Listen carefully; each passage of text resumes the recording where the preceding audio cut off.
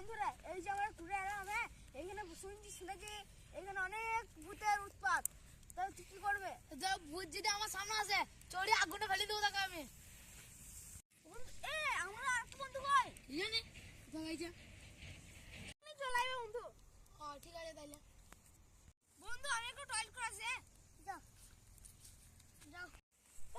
সারেন, তুই এখানে করছিস? এসব কথা তোকে পরে বলবো। নূর ভয় খাই না তো, নূর কাছে ভয় খাবো, তোর কাছে ভয় খাবি না। বেশ চল চল চল চল, ভালো হবে। চল চল চল চল চল।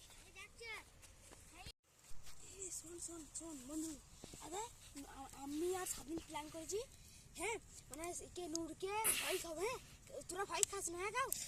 ঠিক আছে চল চল চল চল। আমি ভূত, প্লিজ আমাকে কুয়াকুলি দাও, আমি কিছু করিনি। আমার বাড়িতে দুটো ছোট ছোট বাচ্চা আছে, প্লিজ আমাকে চিনি দাও।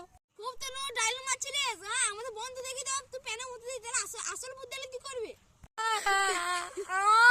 হ্যাঁ আমাকে ভয় দেখানোর আগে ওরা প্ল্যান করে দিল, আমার একটু প্রতিশোধ নেবো তারা।